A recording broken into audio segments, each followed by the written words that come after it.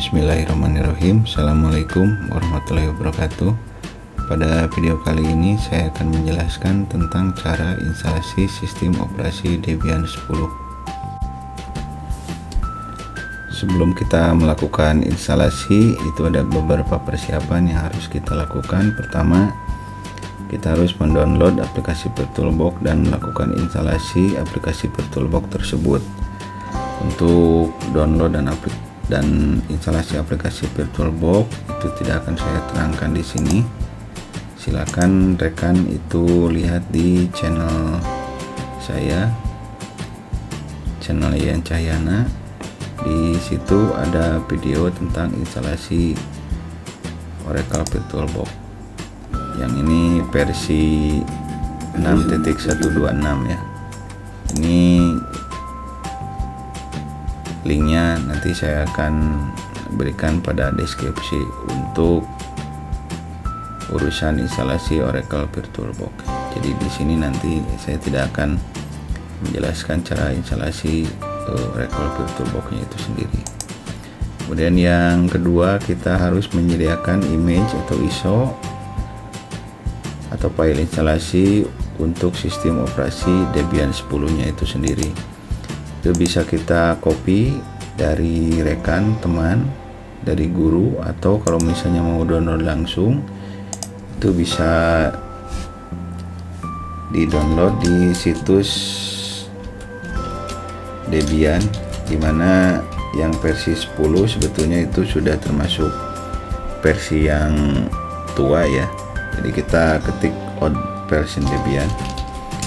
Sebab yang sekarang dirilis itu sudah sampai ke versi 11. Jadi kalau kita ingin mencari installer Debian yang versi 10 itu cari di,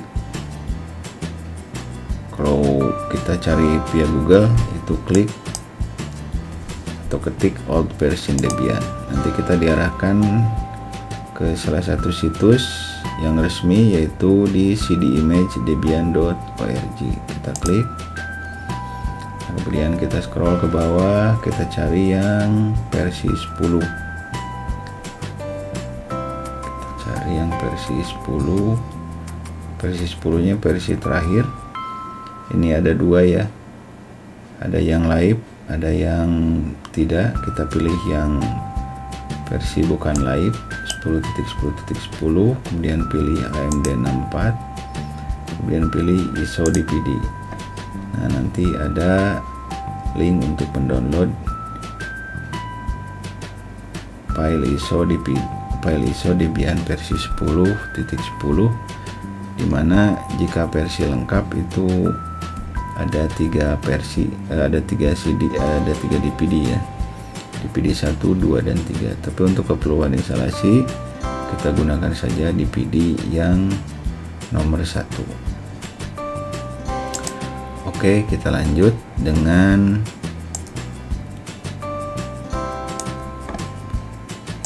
melakukan instalasi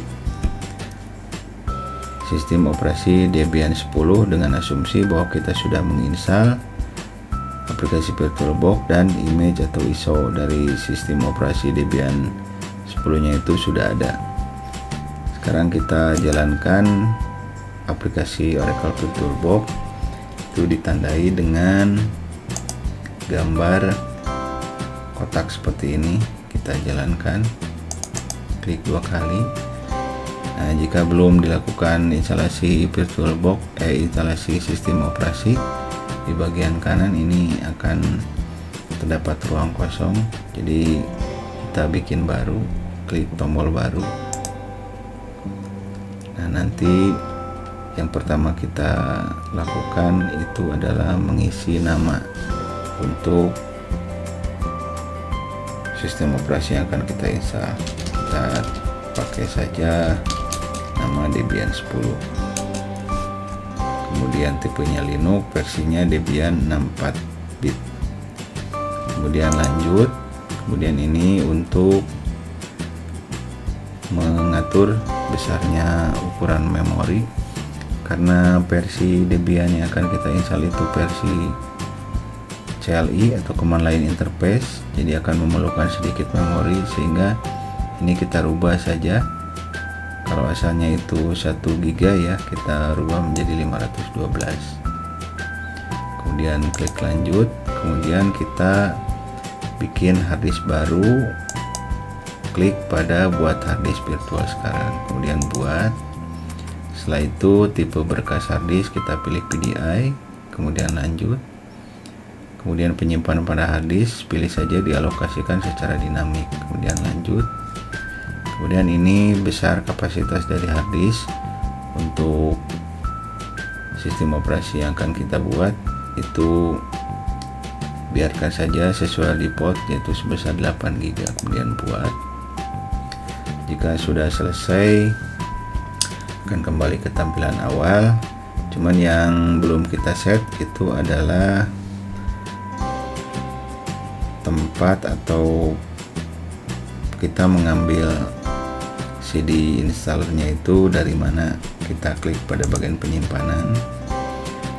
Ini ada 2 opsi atau pilihan.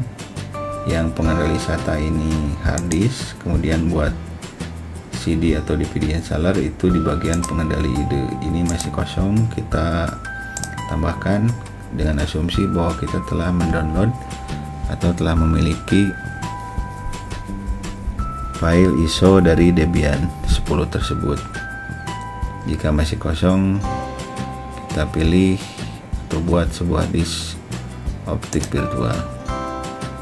Di sini sudah ada sebetulnya sebelumnya. Untuk biar kita tahu dari awal cara untuk menambahnya, klik saja tambah. Kemudian pilih tempat di mana kita menyimpan file ISO tersebut. Kalau saya disimpan di drive D, ini bisa saja di drive manapun dan di folder manapun. Kalau di komputer saya ini saya simpan di D, kemudian di folder ISO image. Ini Debian 10, pilih yang Debian DPD1. Setelah itu pastikan yang Debian 10 nya itu yang DPD1 itu terpilih atau tersorot, kemudian pilih, kemudian klik OK. Kita sudah siap untuk melakukan instalasi. Kita klik tombol mulai.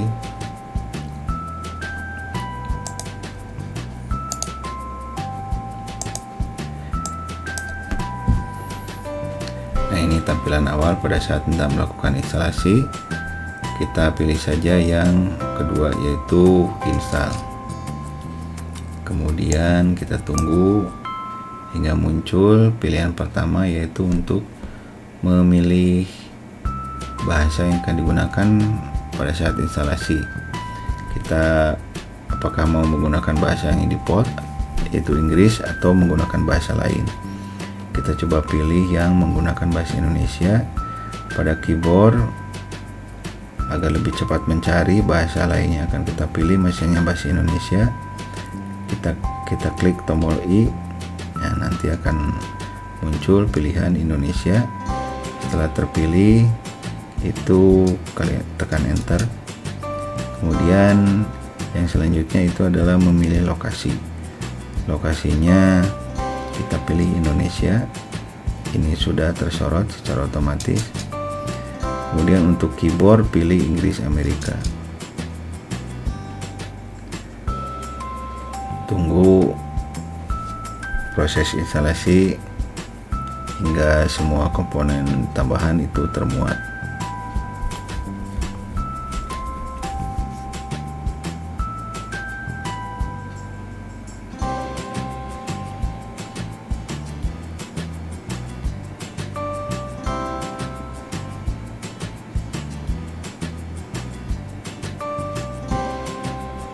Ini sedang melakukan proses konfigurasi alamat IP. Kemudian kita atur nama host. Kita biarkan saja sesuai dengan apa yang telah dipilih oleh installer, yaitu nama hostnya Debian. Untuk melanjutkan kita bisa tekan langsung enter atau menggunakan tab agar nanti pilihannya ke lanjutan dan tersorot menggunakan highlight merah. Jadi kalau mau pindah-pindah pilihan ini kita bisa menggunakan tombol tab pada keyboard. Kita lanjutkan, kemudian nama domain dikosongkan saja, pakai tab, lanjutkan. Kemudian ini untuk membuat password pengguna tertinggi atau namanya root, kita buat. Saya pilih yang simpel saja, pakai Debian. Jika ingin memeriksa apakah passwordnya itu sesuai dengan keinginan kita pakai tab agar pindah ke tampilan kata sandi polos. Tekan spasi untuk memilih dan memperlihatkan password yang telah kita ketik. Kemudian setelah itu kita tab ke lanjutkan. Kemudian kita ketik lagi password yang telah kita masukkan tadi. Kemudian di tab, di spasi. Nah ini salah, Debian, mestinya Debian. Kita betulkan. Kita lanjutkan. Kemudian ini form isian untuk pengisi pengguna baru. Kalau tadi itu pengguna root, jadi pengguna root secara otomatis dibikin dan kita hanya tinggal mengisi passwordnya saja tadi. Nah sekarang kita bikin pengguna baru lagi, yaitu pengguna biasa. Kita buat namanya Debian saja biar simple. Kita lanjutkan, kemudian nama untuk akun Anda Debian, lanjutkan. Kemudian masukkan passwordnya biar kelihatan ininya di spasi. Kemudian masukkan lagi passwordnya, kita spasi. Sudah sama. Lanjut, ini untuk mengatur zona waktu. Di Indonesia ada 3, WIB, WITA, dan WIT. Kita pilih yang WIB saja karena posisi kita di Jawa Barat.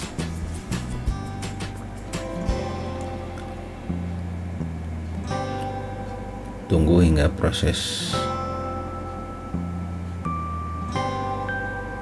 berlanjut ke proses partisi harddisk. Ada 4 pilihan, 3 terpandu dan 1 manual. Kita pilih saja yang paling atas yang telah tersorot sebelumnya, yaitu terpandu gunakan seluruh harddisk. Setelah selesai kita tekan enter, kemudian pilih harddisk yang akan dipartisi, tekan enter juga. Kemudian pilih semua berkas di satu partisi, enter. Kemudian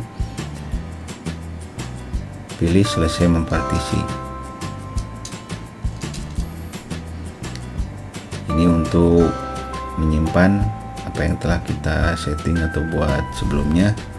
Kita pakai panah, bisa pakai panah ke kiri atau bisa pakai tab. Pilih yang ya. Tunggu hingga pemasangan sistem dasar selesai.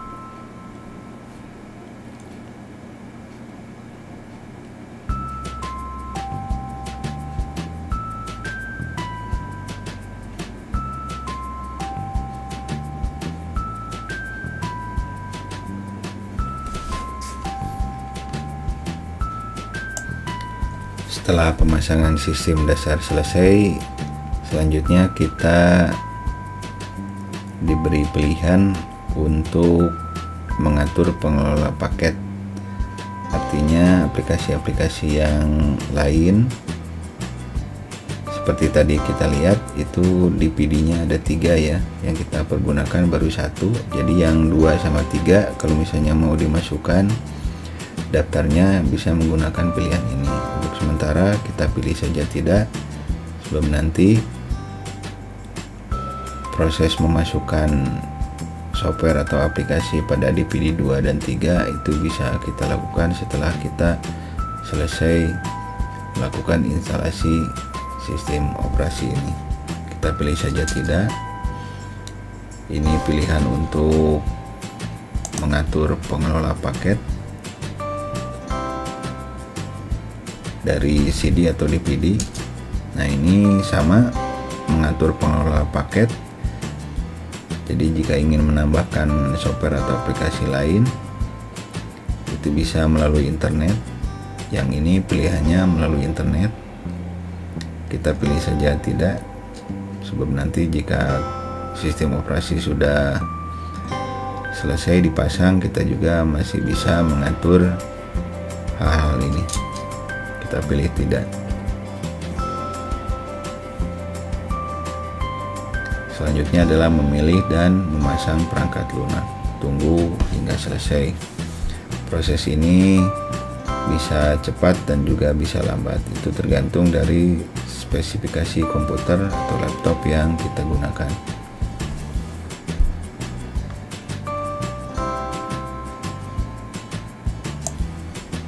Selanjutnya adalah mengkonfigurasi popularity contest.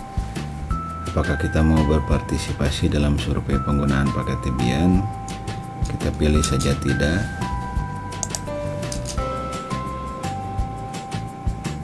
Nah, selanjutnya kita diberi pilihan untuk mengatur program atau aplikasi atau paket apa saja yang akan kita install pada sistem operasi yang kita buat. Karena kita akan menjalankan sistem operasi Debian dengan mode CLI atau command line, itu yang Debian desktop tidak usah dipilih atau tidak usah diinstal. Jadi kita hilangkan saja tanda bintangnya dengan menekan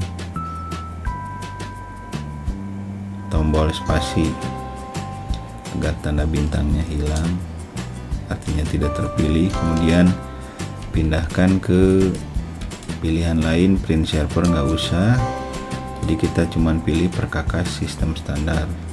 Kita lanjutkan, tunggu hingga prosesnya selesai dalam memilih dan memasang perangkat lunak atau software atau aplikasi.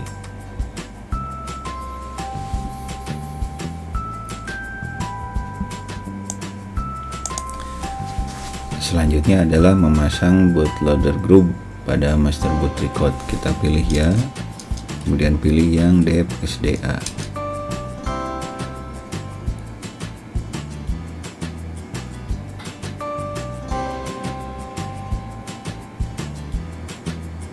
Sampai sini proses instalasi sudah selesai, tinggal kita nanti mencoba apakah sistem operasinya sudah bisa digunakan atau tidak. Kita pilih lanjutkan, tunggu hingga restart dan sistem operasi akan dimuat kembali. Ini tampilan awal group, kita enter.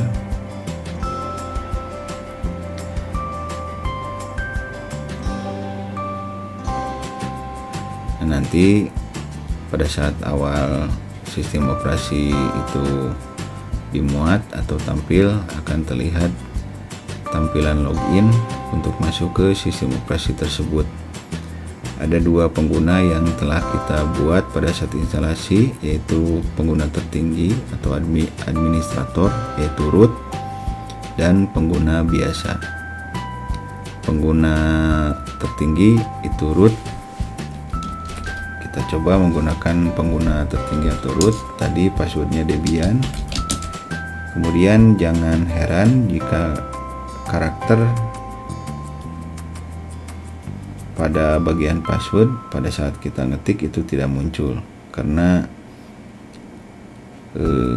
Linux biasanya tidak memperlihatkan karakter pada saat kita mengetik password. Passwordnya tadi Debian. Jika betul, maka akan muncul tampilan seperti ini ya. Jika sudah muncul tampilan seperti ini, maka sistem operasinya sudah bisa atau telah dapat digunakan. Selanjutnya kita coba lagi satu pengguna yang kita buat tadi pada saat instalasi, agar kita bisa berpindah ke pengguna yang satunya lagi. Kita ketik perintah logout, akan masuk lagi ke tampilan login. Kita masukkan pengguna yang tadi dibuat pada saat instalasi, kemudian masukkan passwordnya. Nah, ini sama. Jika tampilannya sudah muncul seperti ini, berarti sistem operasinya sudah siap untuk digunakan untuk keperluan sesuai dengan apa yang akan kita lakukan. Sekian dan terima kasih.